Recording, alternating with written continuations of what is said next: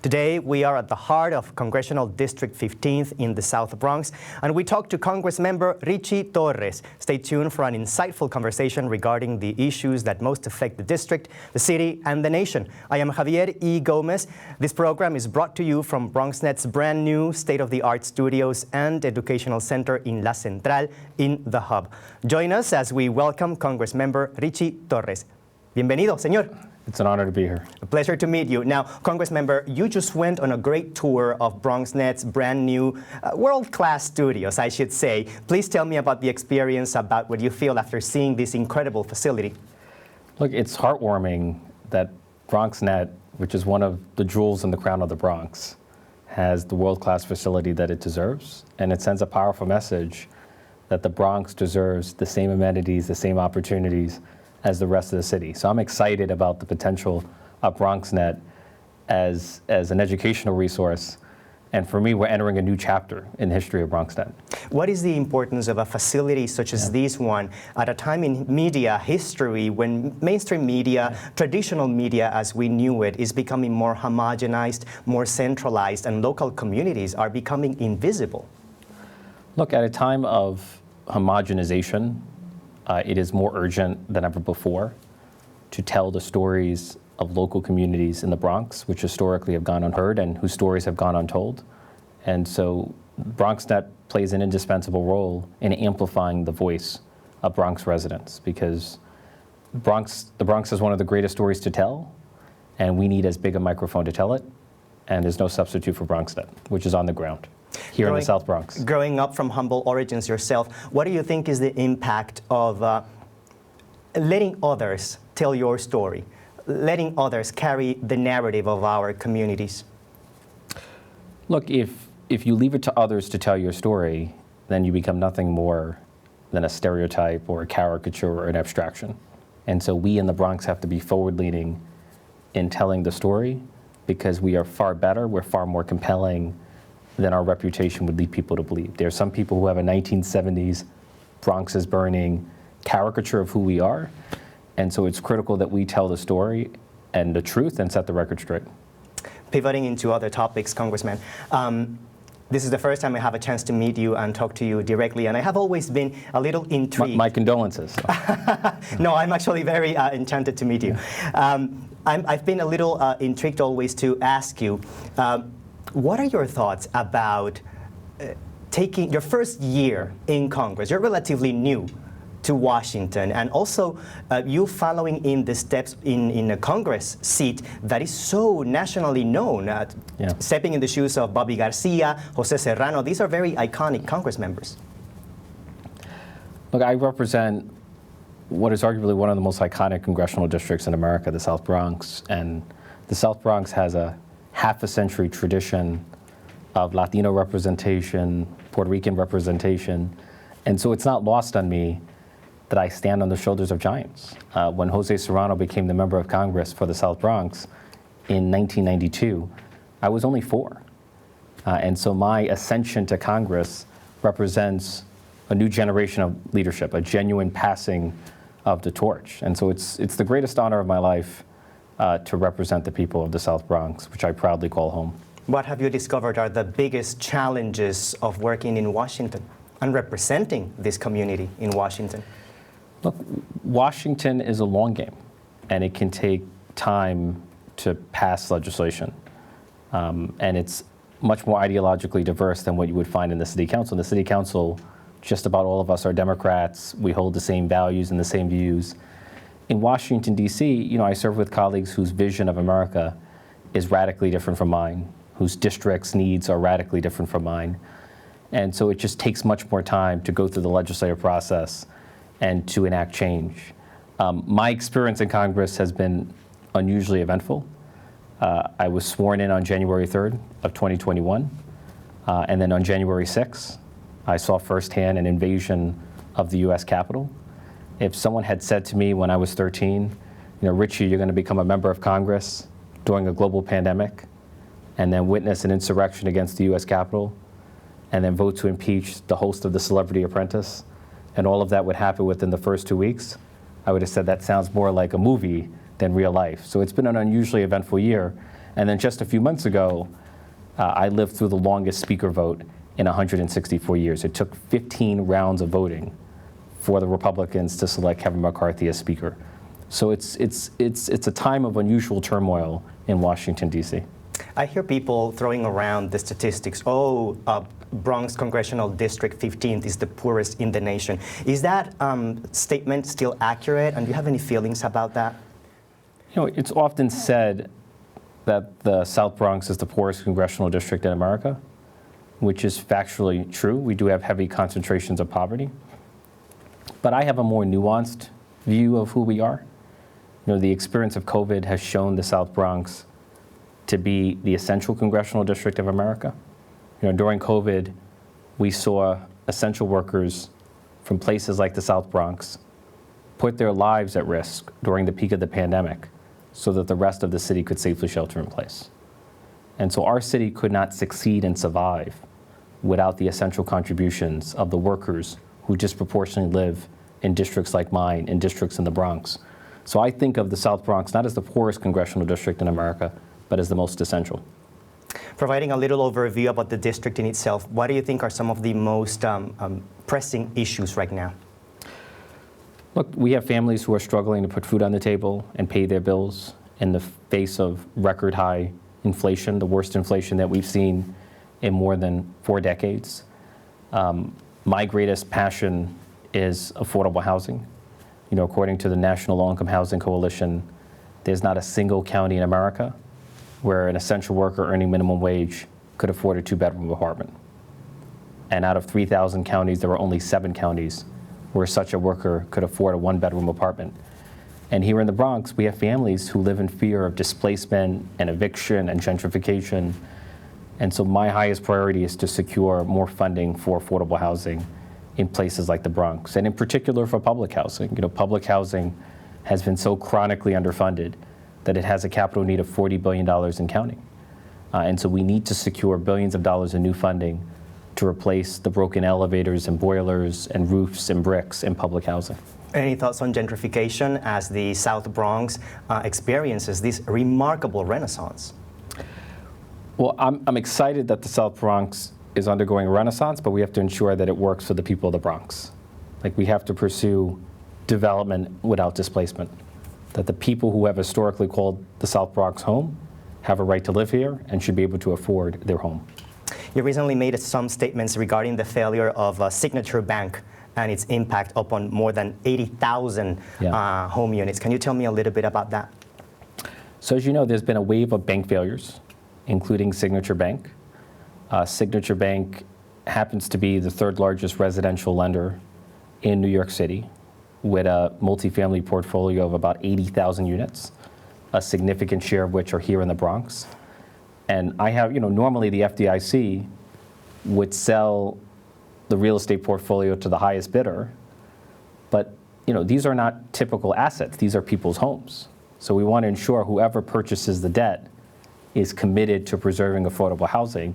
And so I persuaded the FDIC to form a working group with New York State and New York City housing officials to ensure that the debt is sold to someone who's committed to preserving affordable housing. We have to preserve the affordability of those 80,000 units. This makes me think about the banking crisis, Congressman. You have been in Washington, in the room where a lot of things happen. How did we get here? The banking crisis? Well, the starting point was the collapse of Silicon Valley Bank. You know, when the Federal Reserve began raising interest rates, long-term assets like treasuries become less valuable, which leads to revenue losses for banks like Silicon Valley Bank. And what was unique about Silicon Valley Bank is 90% of their deposits were uninsured. So it was unlike any bank in America. And once a bank fails, the financial panic almost is like an infectious disease. It can spread rapidly and widely throughout the system. It can cause a wave of bank failures.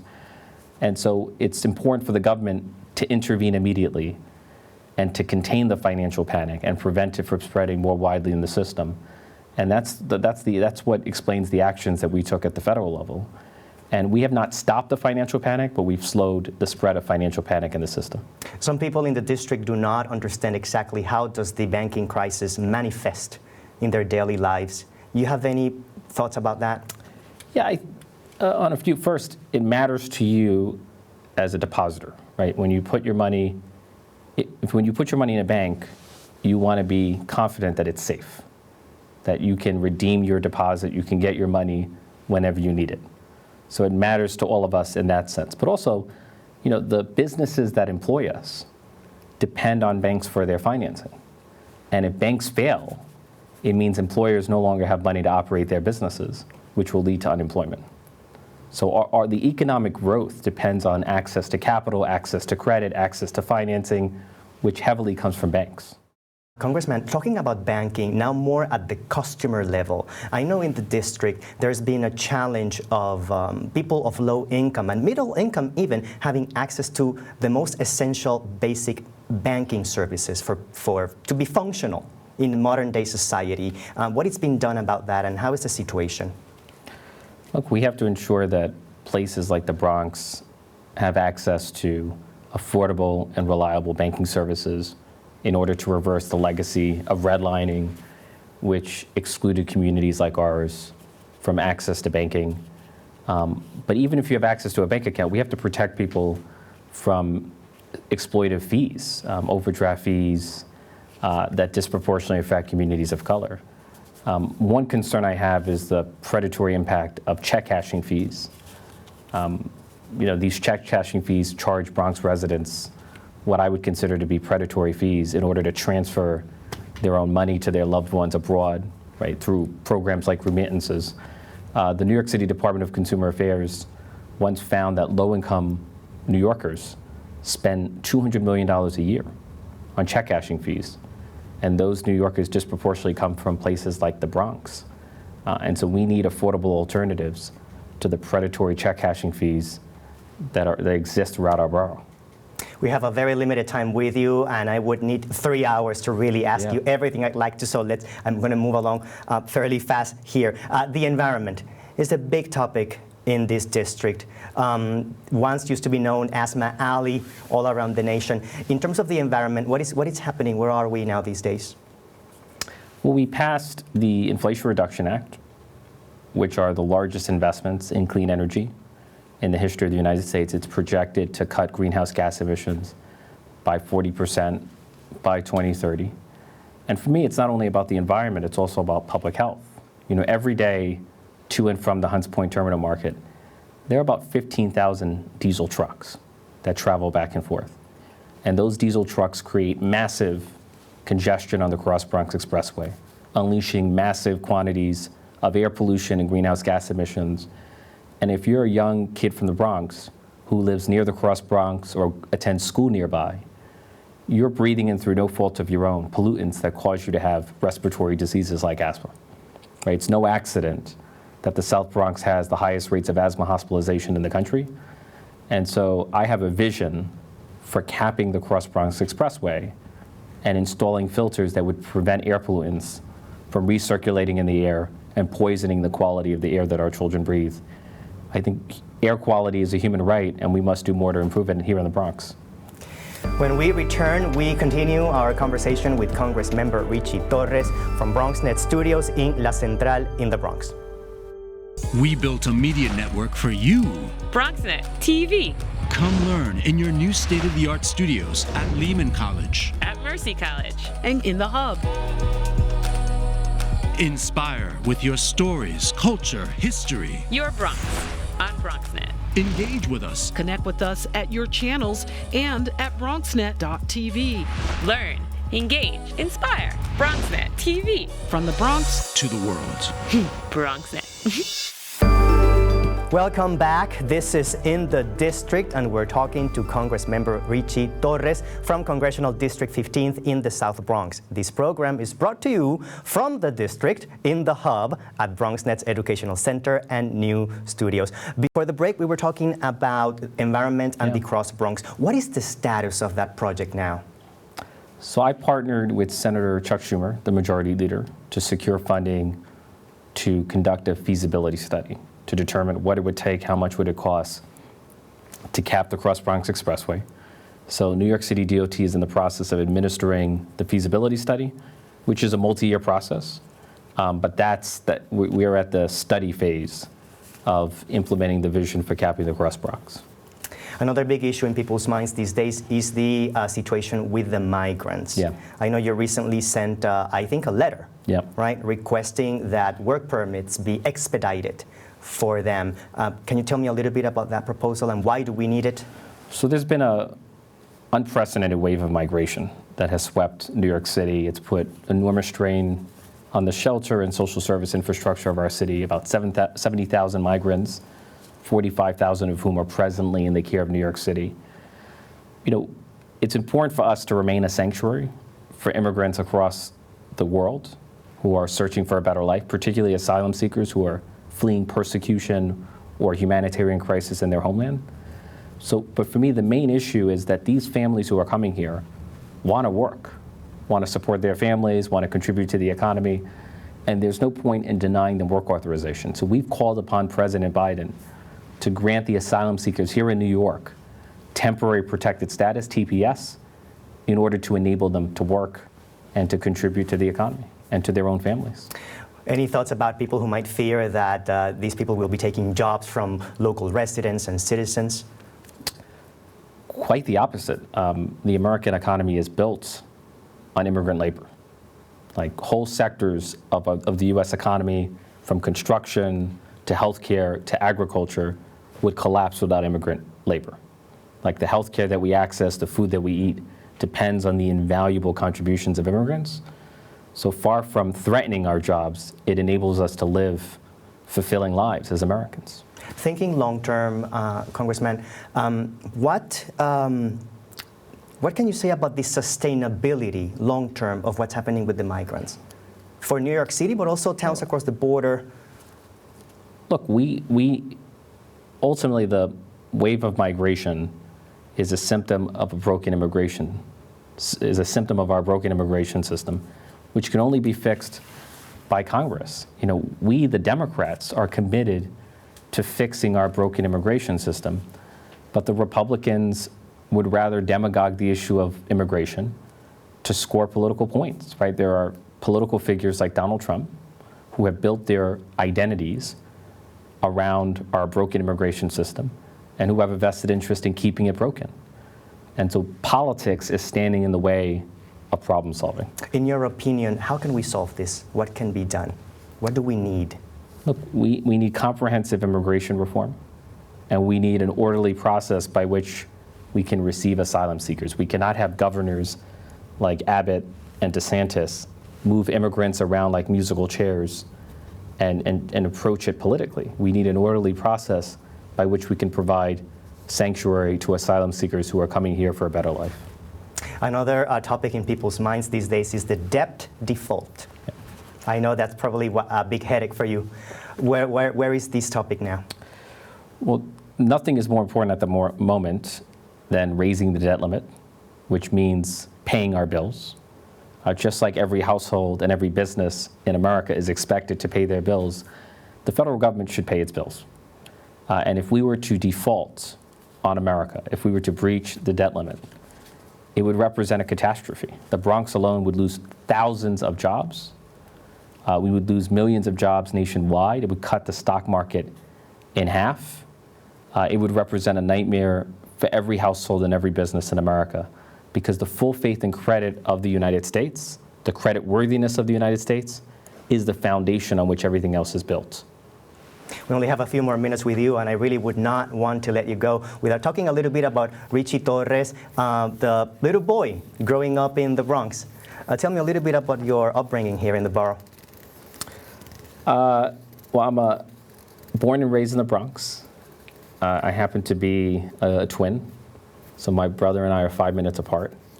In the late 1980s, my mother was watching the movie La Bamba, and she was inspired to name me after Ritchie Valens. That's why I'm Ritchie with a T, R-I-T-C-H-I-E. And she named my brother after the Reuben sandwich. from which I infer that I'm the favorite son. Very creative. But born and raised in the Bronx, and I would not be where I am today were it not for my mother. When I won my primary in June of 2020, I publicly said that before I was a congressman or a councilman, I'm first and foremost the son of my mother, Deborah Basilet. And for me, what's so satisfying is that I represent a borough that is full of single mothers like mine who have sacrificed and struggled and suffered so that their children and grandchildren can have a fighting chance at the American dream. So I love to represent a borough, a congressional district full of powerful mothers like mine. What are some of your favorite spots in the district and in the borough? So I live in a house right across the street from Fordham University, and there's a nearby pizza shop, Pugsley's, whose owner, Sal, is full of personality. So it happens to be my go-to pizza shop. And then I'm right next to Arthur Avenue, Italy, which has some of the best Italian restaurants in the country, like Enzo's and 089 and Roberto's. So I'm well fed as a member of Congress. Yeah, you never go wrong with Little Italy. Yeah. It's fantastic. Now, in terms of legacy, how do you want to be remembered? What would you want your legacy to be? I want to be remembered as a fighter for my home, the Bronx. I want people to know that even when I leave the Bronx for Washington, D.C., the Bronx never leaves me. It's core to who I am. It's encoded in my DNA. And I will fight for the Bronx, always have fought for the Bronx and always will. Any thoughts about your upcoming months in Washington? Look, I hope that once we pass the debt ceiling extension, we can go back to solving problems that affect everyday people. But I'm hoping that the Democrats will win control of the House in 2024 and will make Hakeem Jeffries the first person of color to serve as Speaker in the history of the United States. We're on the verge of making history, and that makes me excited. Thank you, Congressman. I look forward to continuing this conversation. It's very interesting. Absolutely. And thanks also to the entire team at Bronxnet for making this program possible. We hope this is the first of many visits to this remarkable television and multimedia technology facility right here in your district.